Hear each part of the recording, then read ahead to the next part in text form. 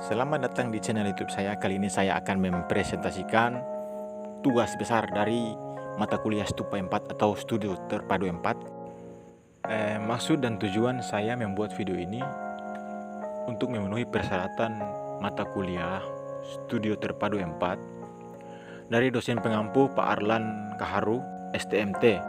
Sebelumnya, Assalamualaikum warahmatullahi wabarakatuh. Salam sejahtera untuk kita semua yang berada di Gorontalo dan di kampus Titik Bina Taruna Gorontalo.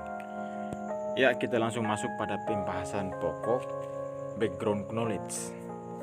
Judul yang saya ambil yaitu perancangan asrama mahasiswa Maluku Utara di Kota Gorontalo dengan pendekatan tema arsitektur, perilaku, dan kontemporer. Latar belakang judul: Kota Gorontalo merupakan kota terbesar dan terpadat penduduknya di wilayah Teluk Tomini atau Teluk Gorontalo, yang luas wilayahnya mencapai 79,03 km persegi atau 0,65% dari luas Provinsi Gorontalo, menjadikan kota Gorontalo ini sebagai pusat ekonomi, jasa dan perdagangan, pendidikan, hingga pusat penyebaran agama Islam di kawasan Indonesia Timur. Kota Gorontalo menjadi pusat pendidikan, khususnya universitas dan perguruan tinggi lainnya. Banyak dikenal di luar daerah akan beberapa perguruan tinggi yang telah banyak melahirkan lulusan-lulusan sarjana dari sarjana S1, S2, bahkan S3. Tentunya dengan kualitas pendidikan perguruan tinggi yang ada di Kota Gorontalo, tak salah jika banyak pelajar mahasiswa yang minat datang untuk melanjutkan studi di Kota Gorontalo. Para pelajar mahasiswa yang berada di Kota Gorontalo juga kebanyakan mereka adalah pendatang dari luar daerah di berbagai provinsi, yang salah satunya dari Provinsi Maluku Utara. Para mahasiswa dari luar daerah Kota Gorontalo yang berasal dari Maluku Utara yang kemudian melanjutkan studi di Kota Gorontalo tentunya sangat-sangat sekali membutuhkan fasilitas hunian berupa asrama sebagai tempat tinggal dalam jangka waktu yang lama yang dianggarkan oleh pemerintah daerah Provinsi Maluku Utara. Di Kota Gorontalo sendiri untuk sekarang ini sudah terdapat asrama mahasiswa Maluku Utara itu sejak beberapa tahun silam, sejak UNG masih dengan nama IKIP.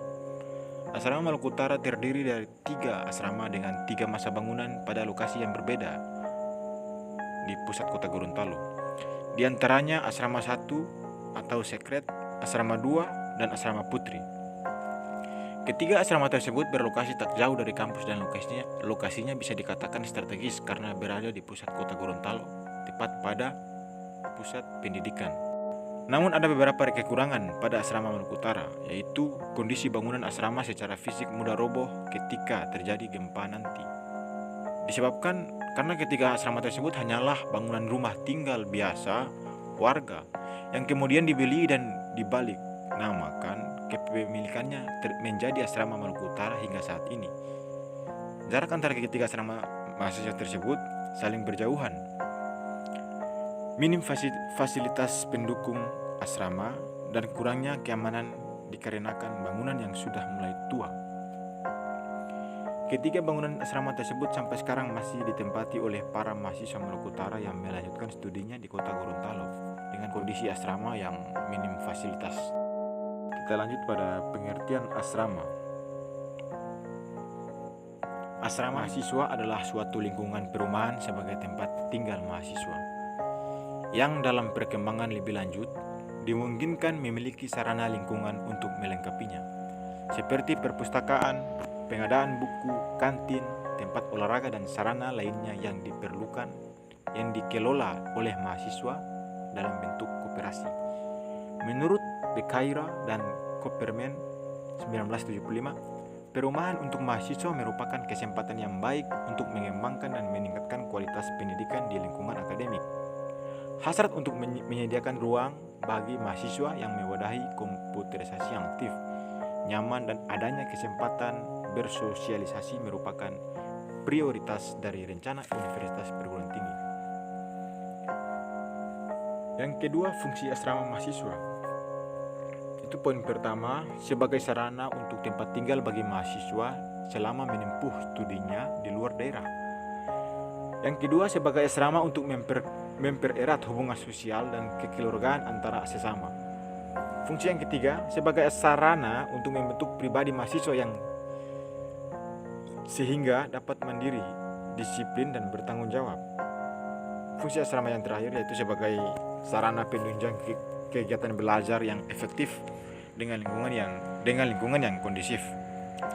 Tujuan asrama membantu mengatasi kesulitan mahasiswa dalam menemukan tempat tinggal.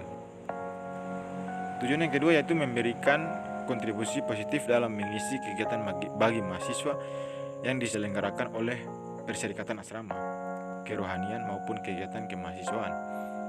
Dan tujuan asrama yang terakhir yaitu menciptakan lingkungan pelajar yang lebih baik dengan fasilitas penunjang seperti perpustakaan, pusat bimbingan, dan ruang belajar sehingga meningkatkan prestasi mahasiswa itu sendiri. Kita masuk pada kajian tema dari judul perancangan asrama mahasiswa Maluku Utara di Kota Gorontalo dengan peningkatan arsitektur kontemporer. Arsitektur kontemporer didefinisikan sebagai arsitektur yang dibuat saat ini. Gaya arsitektur kontemporer bersifat dinamis dan secara konstan akan selalu berubah seiring gaya tidak konvensional dari arsitektur kontemporer kelak akan menjadi konvensional seiring perkembangan arsitektur. Berkembang dari gaya lainnya, arsitektur kontemporer menggabungkan berbagai elemen gaya arsitektur tanpa ada satu elemen pun gaya yang menonjol. Ciri dan karakter arsitektur kontemporer. Yang pertama, ciri pada atap. Salah satu ciri dari arsitektur kontemporer adalah dilihat dari ekspresi atap. Di era modern saat ini sudah jarang terlihat atap berbentuk perisai layaknya atap konvensional atau tradisi, melainkan bentuk yang lebih datar dengan overstack untuk melindungi bangunan dari terik matahari. Arsitektur kontemporer bisa hadir dengan bentuk atap yang lebih unik dan tidak umum seperti green roof hingga atap berbentuk melengkung atau bentuk-bentuk dinamis lainnya. Ciri dan karakter yang kedua yaitu pencahayaannya alami. Semakin berkembangnya tren arsitektur, pemanfaatan sumber daya alami semakin dipertimbangkan dalam perancangan dengan konsep arsitektur kontemporer. Bukaan-bukaan yang besar, skylight, pengadaan void rumah, hingga pemanfaatan material kaca hingga material transparan lainnya sangat mungkin kita lihat dalam bangunan-bangunan dengan gaya arsitektur kontemporer. Dan yang ketiga, cirinya arsitektur kontemporer yaitu ruang-ruang lebih terbuka dan menyatu. Ruang-ruangnya yang lebih terbuka dan menyatu. Arsitektur kontemporer umumnya memiliki ruang-ruang interior yang terbuka dan menyatu satu sama lain. Hal ini membuat dalam arsitektur kontemporer banyak ditemukan modifikasi struktur untuk memungkinkan sebuah ruang terbuka besar tanpa terganggu kehadiran struktur di tengah-tengahnya. Ciri yang kelima, material eksterior yang tak terbatas, atau bisa kita katakan anti-mainstream. Dalam arsitektur kontemporer, bagian fasad rumah atau bangunan merupakan ruang berkreasi yang tak terbatas, mulai dari penerapan material sederhana dan konvensional hingga penggunaan material tak konvensional yang dinamis bisa diterapkan pada gaya arsitektur kontemporer. Ciri yang keenam, hubungannya dengan lingkungan luar. Salah satu keunggulan dari para arsitektur yang menerapkan gaya arsitektur kontemporer adalah kemampuan arsitektur kontemporer menciptakan keselarasan hubungan antara bangunan dan lingkungan sekitarnya. Tak hanya sekedar pemanfaatan material lokal dan variasi rancangan landscape, tapi juga hingga pemanfaatan lingkungan dan alam sebagai bagian dari bangunan itu sendiri, baik dari segi visual hingga fungsi. Ini membuat umumnya bangunan bergaya arsitektur kontemporer mampu beradaptasi dalam lingkungan apapun, bahkan dalam kondisi lingkungan yang ekstrim. Kita masuk pada kajian bentuk. Arsitektur kontemporer cenderung menggunakan garis lengkung dalam rancangan bangunan, atau juga menggabungkan garis melengkung dan garis lurus. Di sini kita dapat melihat persepsi bentuk oleh pengamat. Ada 4 bentuk yang diterapkan pada arsitektur kontemporer. Seperti kita lihat pada gambar dalam video ini, bentuk kotak, bentuk lingkaran, bentuk tajam, dan bentuk lengkungan yang mempunyai sifat masing-masing. Berikut kajian presiden perancangan atau kajian komparasi perancangan. Studi presiden berisi studi terhadap standar bangunan asrama mahasiswa yang sudah ada sebelumnya dan kemudian dijadikan referensi dalam rancangan asrama mahasiswa saat ini. Pada studi presiden ini akan membahas standar ukuran bangunan asrama. Studi presiden ini akan membahas standar ukuran bangunan asrama. Berdasarkan buku The Cairo Times Cipher Standard for the Building Types mengenai persyaratan ruang area, ukuran asrama yang digunakan adalah seperti ada dalam tabel di bawah ini. Tabel Room Area Card. Bisa kita lihat ada penjelasan di bawah. Minimum ketinggian langit-langit adalah 8 kaki atau 2,4 meter. Sini sumber yang saya ambil, Times Cipher Standard for Building Types Edition, karya dari Cairo and John Hancock. Times Cipher Standard for Building Types menyebutkan bahwa luas ruangan minimum untuk satu kamar dengan 2 tempat tidur tingkat yang dihuni 4 orang adalah 120 kaki persegi atau kurang lebih 11 meter persegi. Dapat dipahami juga jika di kamar-kamar tersebut ditempatkan 2 tempat tidur tidak bertingkat, maka luasan yang dibutuhkan kurang lebih sama karena angka tersebut memperhitungkan area yang dibutuhkan oleh tempat tidur. Luasan kamar asrama dipengaruhi oleh banyaknya penghuni, jumlah tempat tidur yang digunakan, dan jenis tempat tidur yang digunakan. Pada umumnya, kamar asrama yang dihuni oleh 2 atau lebih orang menggunakan tempat tidur double deck atau double bunk untuk mengoptimalkan luas kamar agar dapat menampung banyak penghuni. Kita dapat melihat beberapa jenis kamar asrama dan fasilitas. Tipe kamar yang disediakan asrama antara lain adalah sebagai berikut. Tipe yang pertama single rooms atau kamar individual dihuni oleh 1 orang. Yang kedua disable rooms, kamar dihuni 2 orang. Triple rooms, kamar dihuni 3 orang. 4 student rooms, kamar dihuni 4 orang. Door rooms, kamar dihuni oleh lebih dari 4 orang. Kamar tipe ini digunakan di Eropa dan Amerika era 1950 sampai 1970 dan telah ditinggalkan. Dan terakhir, jenis kamar suite room, cluster 3-4 kamar individual yang masing-masing dihuni 1-2 orang dengan fasilitas ruang bersama sebagai penghubung.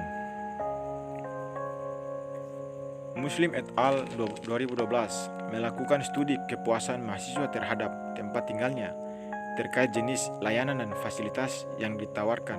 Dari tulisan Muslim et al. 2012 menyimpulkan bahwa setidaknya diperlukan fasilitas bersama dalam bangunan asrama. Antaranya sebagai berikut. Yang pertama itu ruang makan. Yang kedua dapur.